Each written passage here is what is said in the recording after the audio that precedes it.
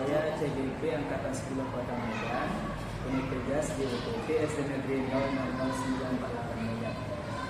Kali ini saya ditemani oleh Ibu Tini dari SPDI. Beliau adalah guru di UPT SD Negeri 00948 Medan. Assalamualaikum Bu Tini. Waalaikumsalam. Bagaimana kabarnya hari ini? Alhamdulillah sehat. Alhamdulillah ya Bu ya. Nah, hari ini kita akan mengadakan percakapan observasi Bu.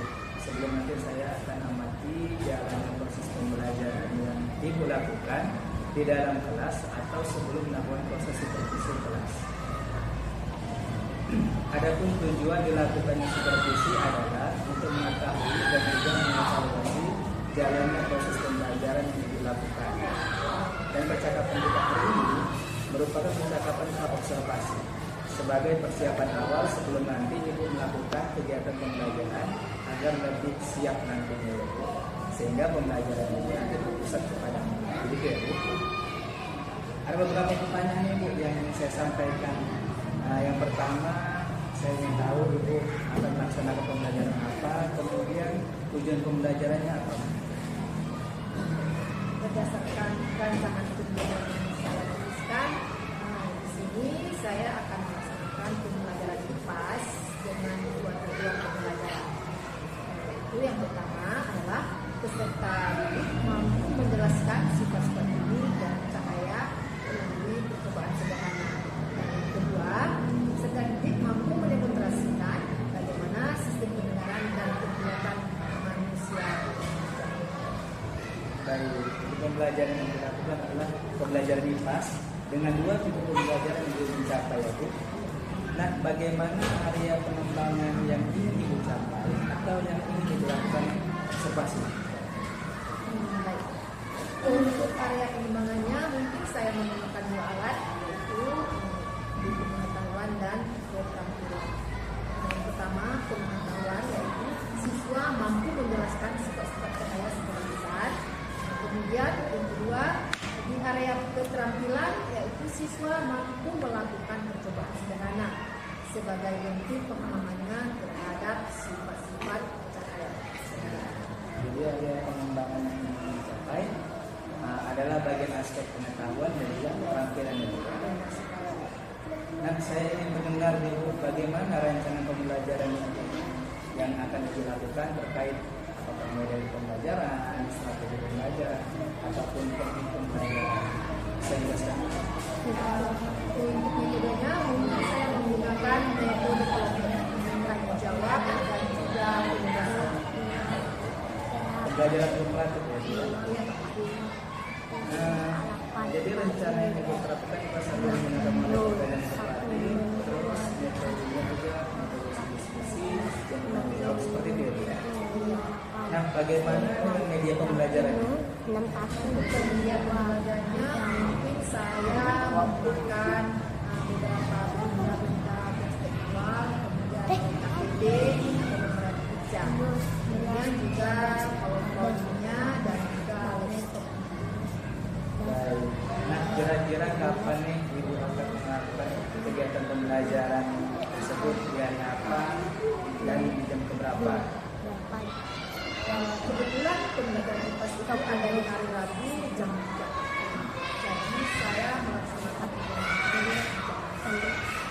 Baik, jadi nanti di hari Rabu dan di jam ketiga saat IPAS saya akan ke kelas Ibu untuk mengobservasi Ibu, mencatat apa saja yang dilakukan di kelas Ibu.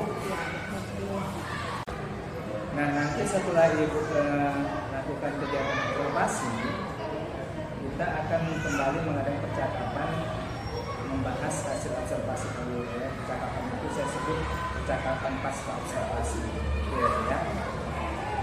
Sebelum kita akhiri, kira-kira apa yang ingin Ibu dapatkan dari hasil percakapan kita? Nah, sepertinya saya sudah mendapatkan gambaran Pak ya. Misalnya media yang digunakan dan juga pembelajarannya, semuanya sudah tergambar di pikiran saya.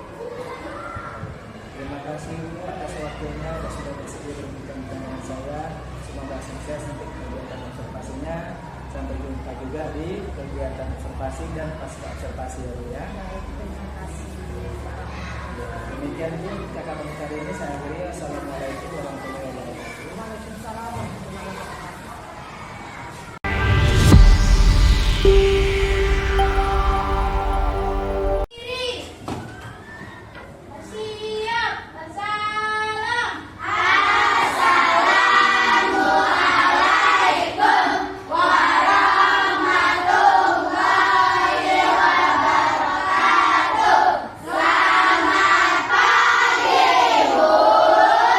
Waalaikumsalam warahmatullahi wabarakatuh. Selamat pagi.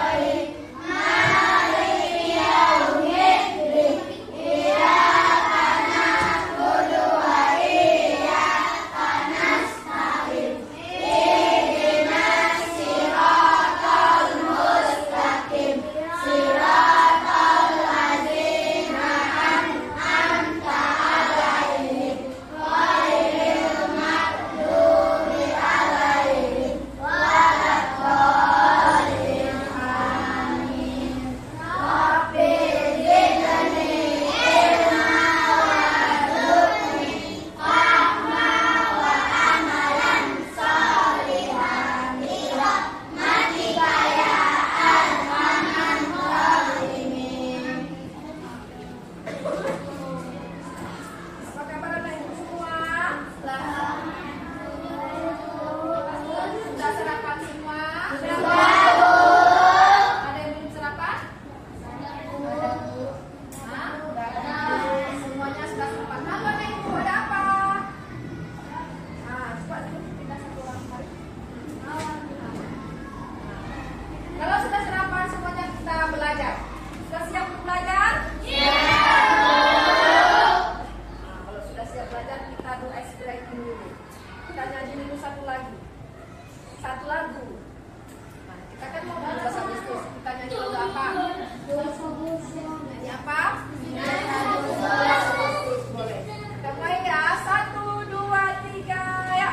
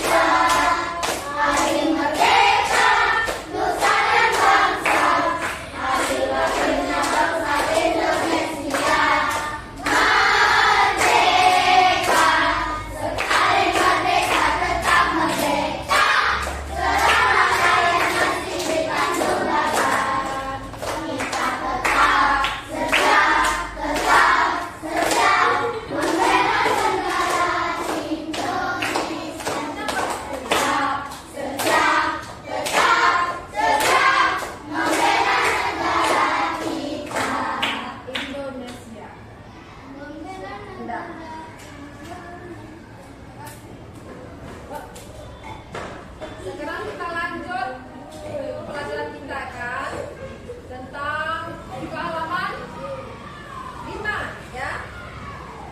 Kita lanjut pelajaran kita buka halaman 4 ya. Halaman 4. Masih ingat tentang pelajaran kita? Tentang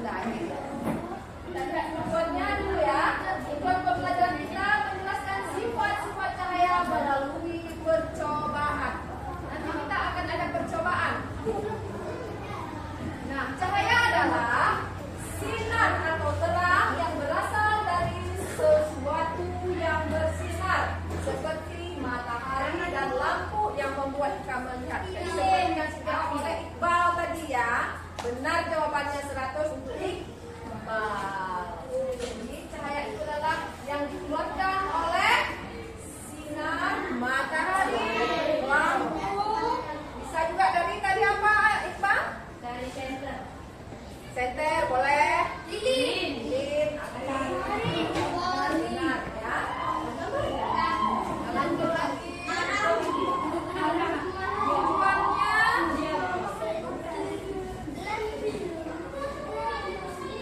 Sumber cahaya. Dari mana sumber cahaya?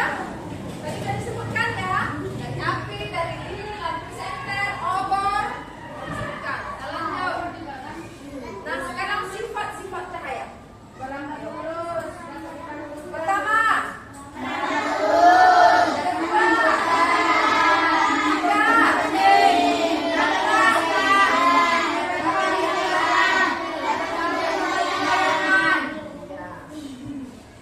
Lambat lurus.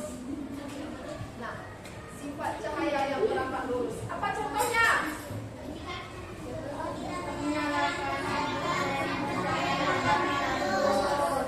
Ketika kita menyalakan lampu lenter, maka cahayanya akan merambat lurus, jadi tidak berbelok-belok ya.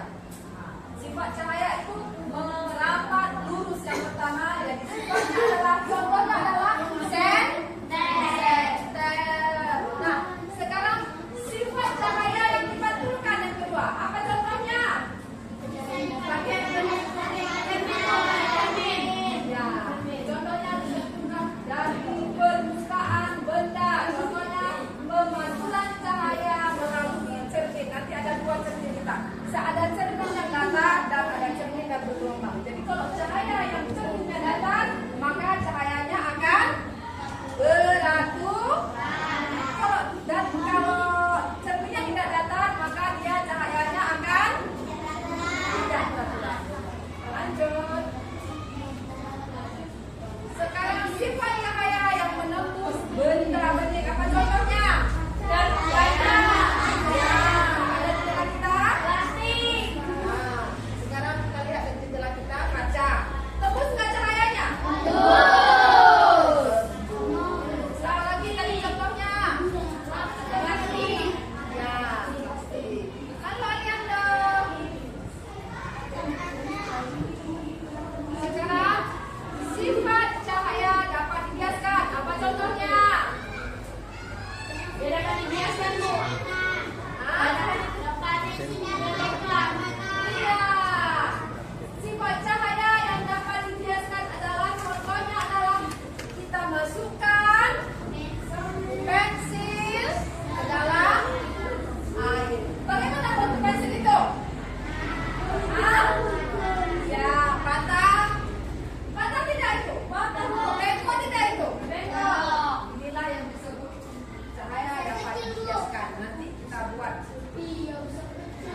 Ya. Nah, selanjutnya sifat cahaya dapat diuraikan. Apa yang terjadi saat diuraikan? Jadi pelangi. Inilah sifat cahaya yang dapat diuraikan. Cahaya bisa diuraikan menjadi warna pelangi menggunakan prisma transparan. Pelangi air tidak bersifat seperti prisma yang membiaskan dan menguraikan cahaya. Lanjut. Sifat cahaya dapat membentuk bayangan. Contohnya apa? Contohnya kereta hidup kita. Benar sekali. Jadi ada Thank you ya. bayangan kita. Jadi cahaya merambat lurus dan tidak dapat berbelok. Hal ini yang membuat terbentuknya bayangan. Ketika cahaya mengenai suatu benda, maka cahaya terhalang benda akan membentuk bayangan. Jadi saat cahaya itu masuk, terhalang oleh benda, yang tidak masuk benda, maka dia akan ada bayangan. Apalagi contohnya Aliando. Hah? Ada bukti anak ibu.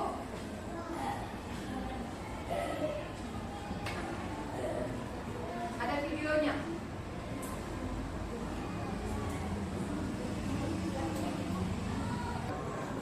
Nah, anak ibu, sekarang kita lihat videonya, kita nonton videonya dulu, nanti baru kita buat prakteknya.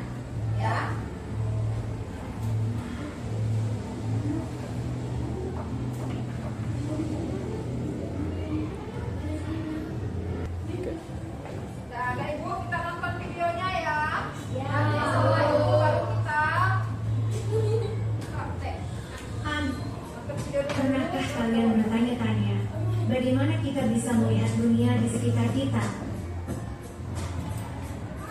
Tahukah kamu sumber energi cahaya terbesar di bumi? Tahukah kamu bahwa cahaya juga bisa didapatkan ketika melewati benda transparan seperti air atau kaca?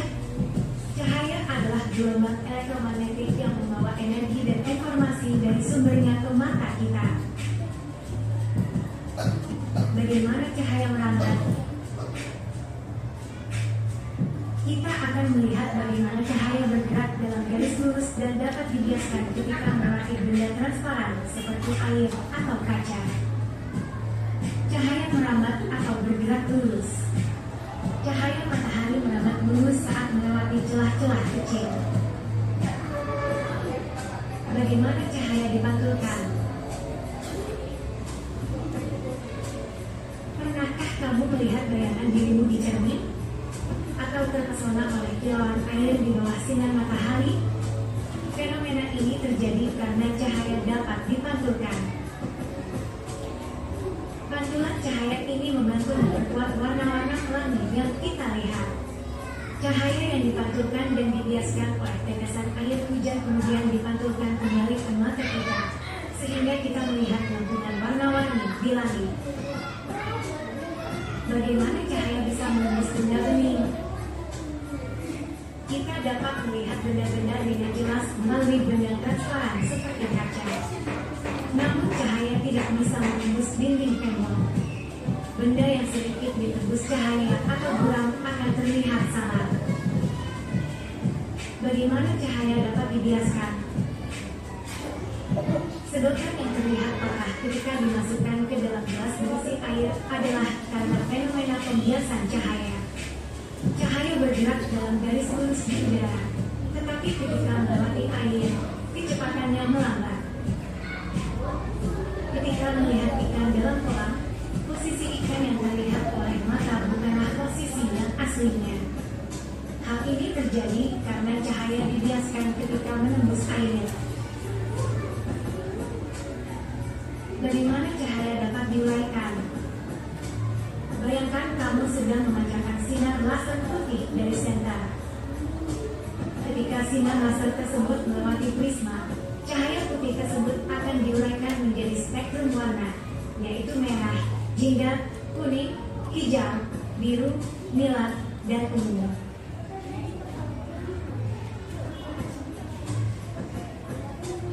Bagaimana cahaya membentuk bayangan? Pernahkah kamu bertanya mengapa kita memiliki bayangan? Jawabannya terletak pada cahaya. Bayangan terbentuk ketika cahaya terhalang oleh suatu benda, dan sifat-sifat cahaya menentukan bentuk dan ukuran bayangan tersebut.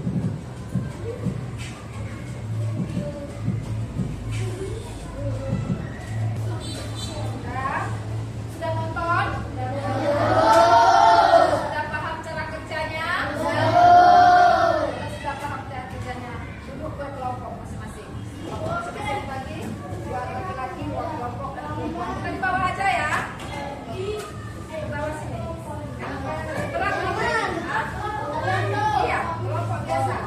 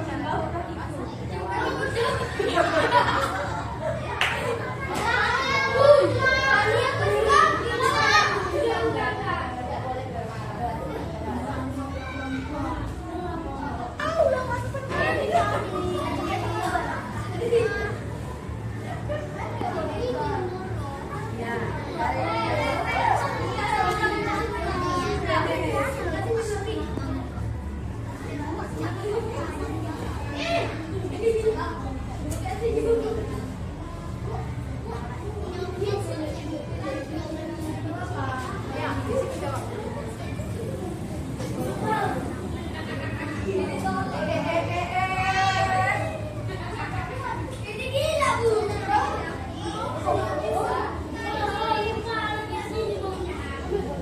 atas sampai dapat bawah.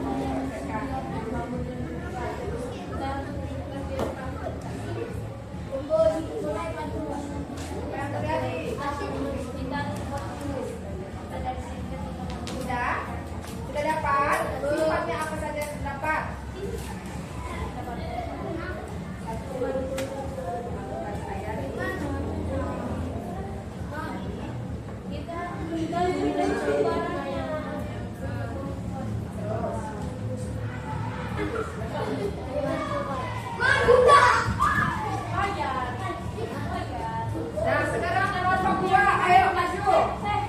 Kelompok 2. Kelompok 2, apa yang kamu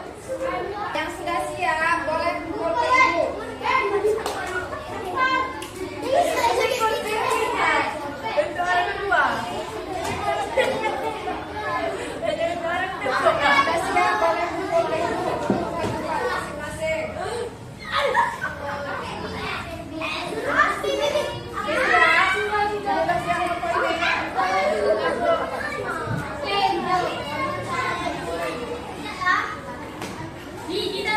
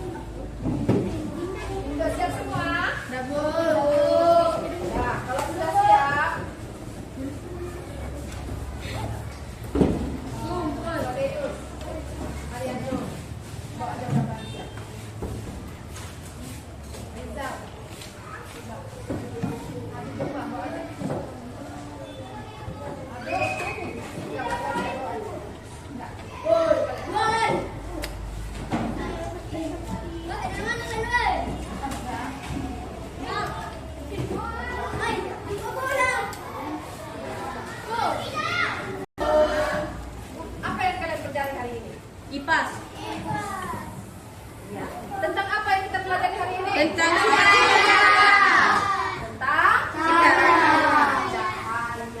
Kita paham dengan cahaya? Sudah. Bagaimana perasaanmu? Sekarang sudah selesai tentang cahaya, sudah kita buat praktek. Bagaimana perasaanmu hari ini? Senang? Puas? Paham semuanya? Alhamdulillah. Nah, sekarang kalau sudah selesai, besok kita masuk pelajaran apa? Besok kita masuk tentang cermin. Pelajari ya Ibu ya. Buka bukunya di rumah. Besok kita masuk tentang cermin.